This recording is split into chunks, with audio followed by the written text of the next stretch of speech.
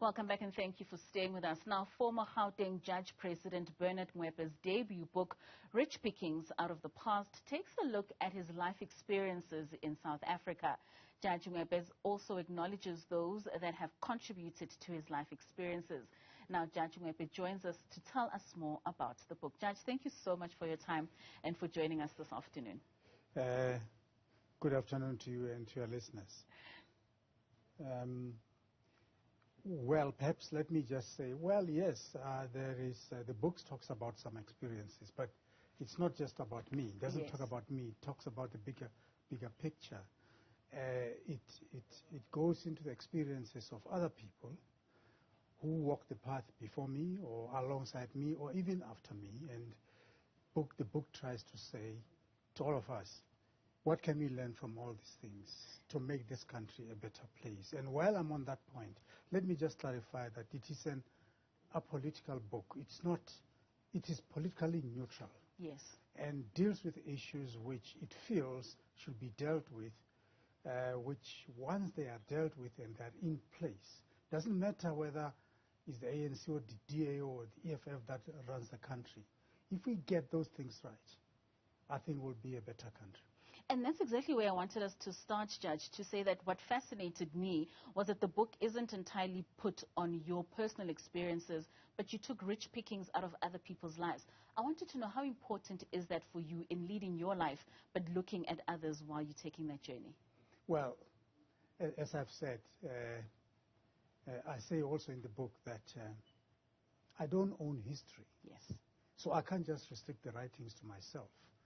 I don't have that illustrious history as an individual. And like I told somebody the other day, I'm not Mandela. I don't have that illustrious history. So I'm harvesting from the experiences of other people whose experiences may well be richer than my own experiences.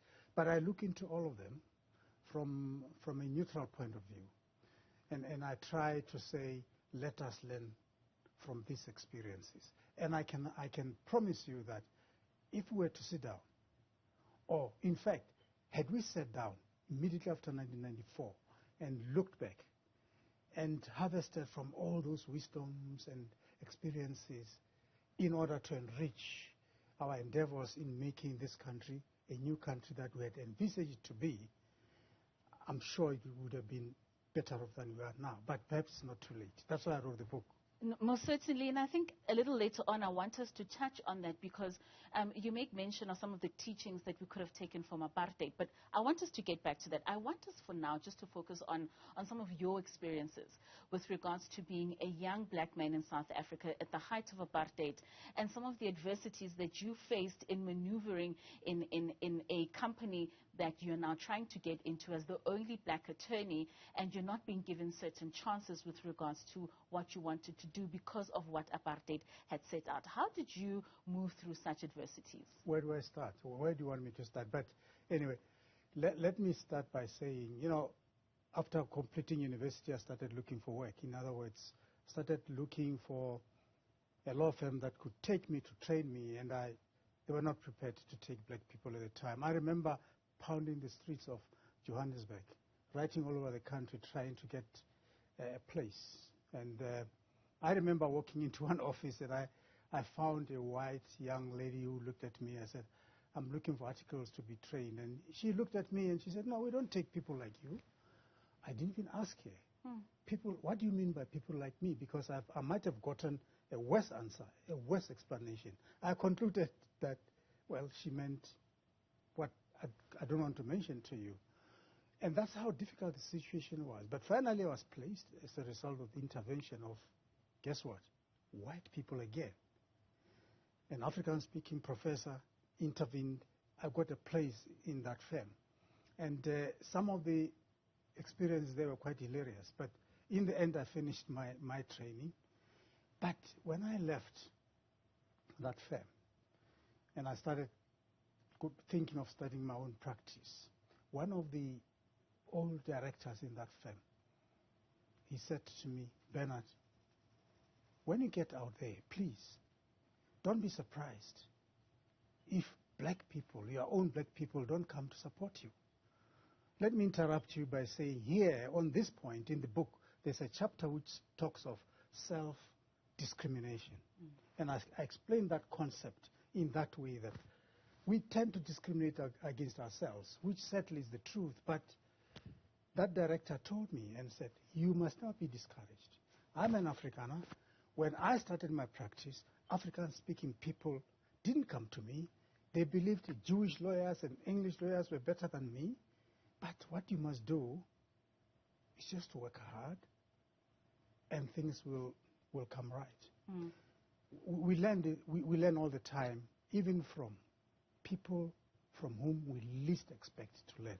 Most certainly, and that leads me then to the apartheid regime. You don't glorify apartheid, but you speak of lessons that we need to learn from some of the things that they did in ensuring that their objectives were met.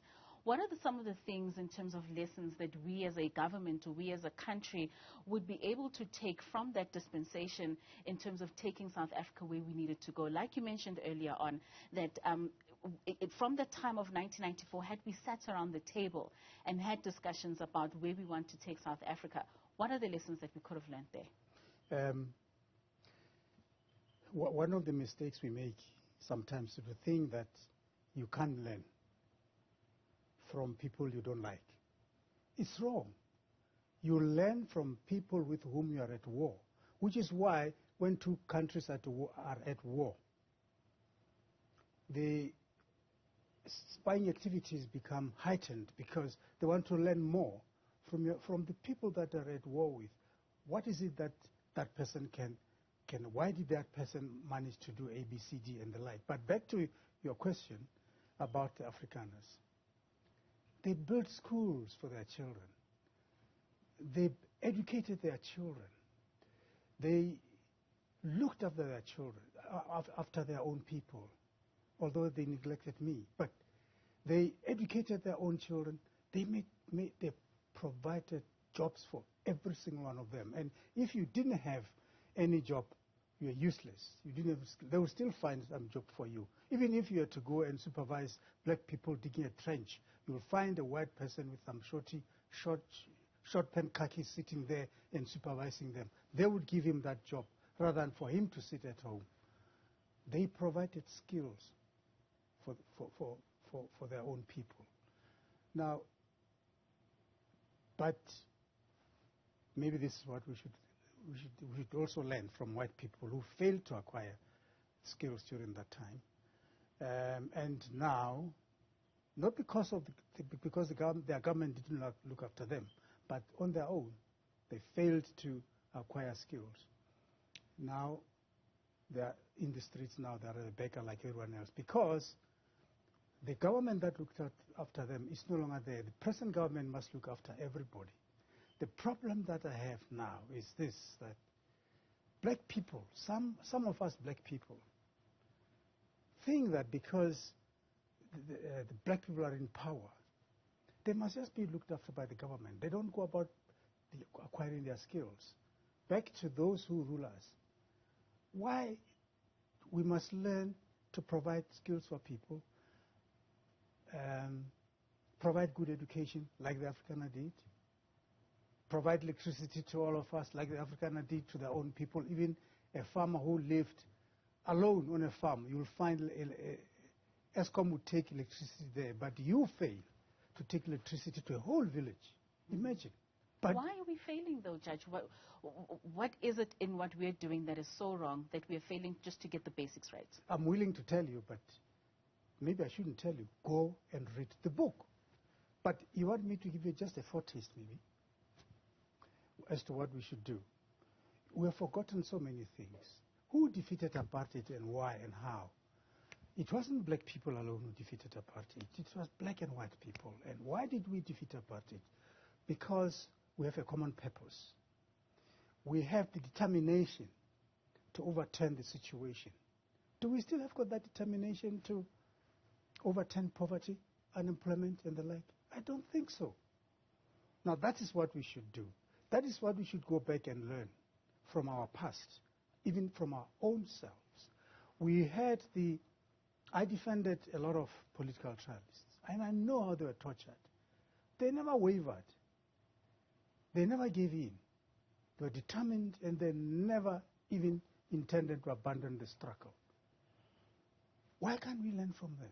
If somebody could be prepared to suffer, to be tortured, even to be killed, in order to bring about a new South Africa with a new dispensation, why can't we learn from, why can't we do that? You ask me, what should we do? And I say, well, some of the things that we should do is to show that kind of commitment to the new dispensation, the same commitment which was shown by the people who fought against apartheid. But there's a lot